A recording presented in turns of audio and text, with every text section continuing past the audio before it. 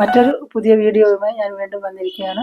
ഞാൻ ആദ്യമായി എല്ലാവരെയും ഷോബാസ് ഫ്ലവേഴ്സ് ആൻഡ് ക്രാഫ്റ്റ്സിലേക്ക് സ്വാഗതം ചെയ്യുന്നു.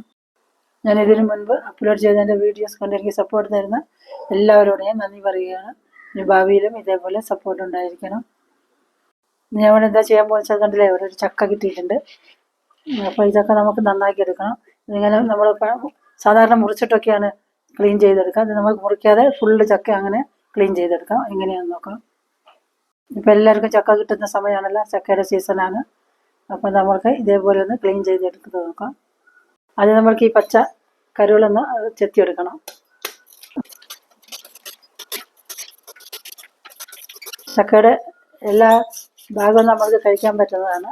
ഈ പച്ച മാത്രം നമ്മൾ കളയാൻ പറ്റും. എത്ര വലിയ ചക്ക ഉണ്ടായിരുന്നെങ്കിൽ ഇതുപോലെയാണ് ക്ലീൻ ചെയ്തെടുക്കുക. ഇത് കണ്ടില്ലേ, ഇതേപോലെ നമുക്ക് ഫുള്ള് ചെയ്തെടുക്കാം. കണ്ടില്ലേ, നമ്മൾ ഇങ്ങനെ ചക്കയിലെ ചെത്തി കഴിഞ്ഞു.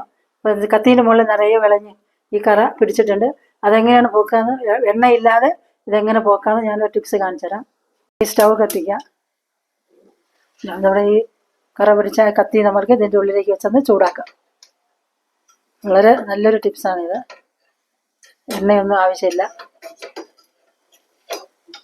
എന്നിട്ട് നമ്മളൊരു പേപ്പർ എടുത്തിട്ട് ഇങ്ങനെയങ്ങ് തുടച്ചാൽ മതി. കണ്ടോ,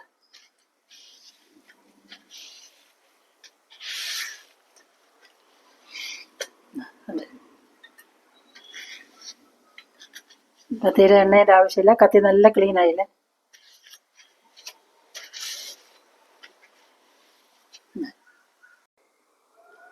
ഇത് നമ്മളെല്ലാം പുറത്തുള്ള ഭാഗമെല്ലാം ക്ലീൻ ചെയ്ത് കഴിഞ്ഞു.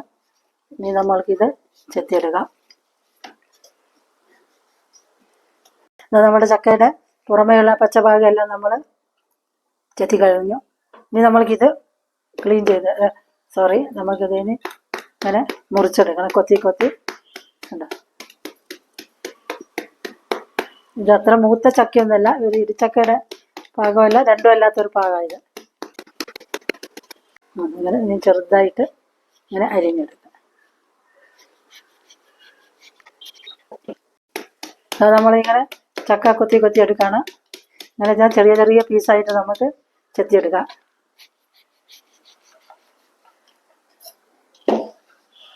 ഇങ്ങോട്ട് ഇതെല്ലാം ഇവിടെ കൊത്തി വെച്ചിട്ടുണ്ട്. ഇനി നമ്മൾക്ക് ചെറുതാക്കി എങ്ങനെ അരിഞ്ഞു കൊടുക്കാം. കണ്ടോ, എത്ര വേഗം കിട്ടുന്നത് നോക്കാം. ഇതേ രീതിയിൽ ചക്ക നന്നാക്കിയാൽ വളരെ എളുപ്പമാണ്.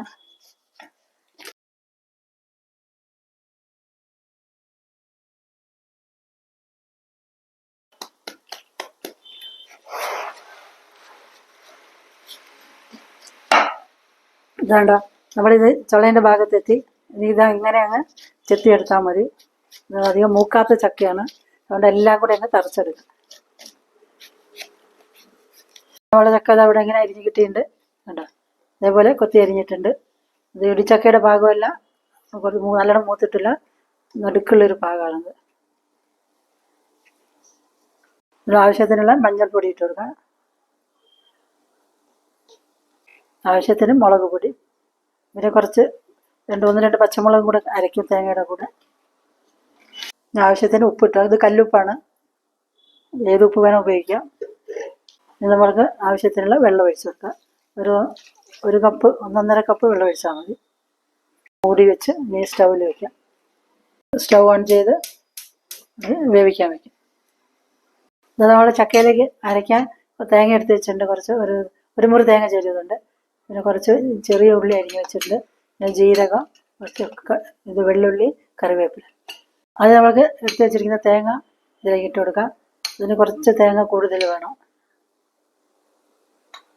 എടുത്ത് വെച്ചിരിക്കുന്ന 1 ടീസ്പൂൺ ജീരകം,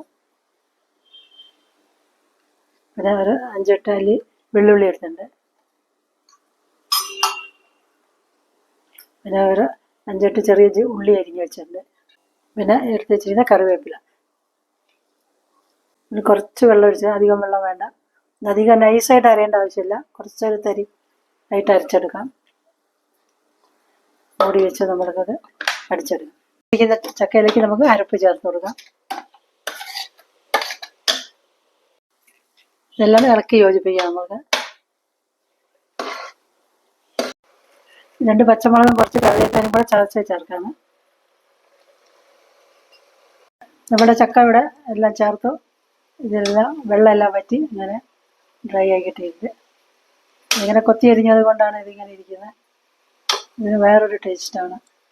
കുറച്ച് 2 ടേബിൾ സ്പൂൺ വെളിച്ചെണ്ണ ഇതിലേക്ക് ഒഴിച്ചു കൊടുക്കാം.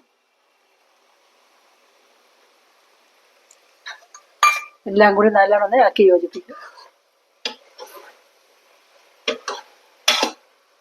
സ്റ്റൗ ഓഫ് ചെയ്യാം. ഉപ്പൊന്ന് നോക്കാം. ഉപ്പെല്ലാം പാകത്തിനുണ്ട്, എരിവെല്ലാം. ഇത് കുറച്ച് വേവാൻ കുറച്ച് സമയം എടുക്കും ഈ ചക്ക, അധികം മൂക്കാത്തതാണല്ലോ, അതുകൊണ്ട്. ഇത് നമ്മൾക്ക് സർവിങ് ഡിഷിലേക്ക് മാറ്റാം. നമ്മളുടെ ചക്കത്തോരനെ സർവിങ് ഡിഷിലേക്ക് മാറ്റാം. അതുകൊണ്ട് നമ്മുടെ ചക്കത്തോരൻ ഇവിടെ റെഡി ആയിട്ട് നമുക്കൊരു കറിവേപ്പില വെച്ച് കൊടുക്കാം. നമ്മുടെ ചക്കത്തോരൻ ഇതാ ഇവിടെ റെഡി ആയിട്ടുണ്ട്. ഈ വീഡിയോ എല്ലാവർക്കും ഇഷ്ടപ്പെട്ടെന്ന് കരുതുന്നു. ഇഷ്ടപ്പെട്ട ലൈക്കും ഷെയറും ചെയ്യണം. പിന്നെ എൻ്റെ ഈ ചാനൽ ആദ്യമായിട്ട് കാണുന്നവരാണെങ്കിൽ സബ്സ്ക്രൈബ് ചെയ്ത് ആ ബെല്ലൈക്കണും കൂടെ അമർത്തണം. പിന്നീട് വരുന്ന ഓളെന്ന ഓപ്ഷനും കൂടെ എനേബിൾ ചെയ്താൽ ഞാൻ പിന്നീട് ഇടുന്ന വീഡിയോസിൻ്റെ നോട്ടിഫിക്കേഷൻ എല്ലാം നിങ്ങൾക്ക് കിട്ടും. ഷോബാസ് ഫ്ലവേഴ്സ് ആൻഡ് ക്രാഫ്റ്റ്സ് വീക്ഷിച്ച എല്ലാവർക്കും നന്ദി. മറ്റൊരു പുതിയ വീഡിയോ ആയി വരുന്നത് വരെ എല്ലാവർക്കും ബായ്.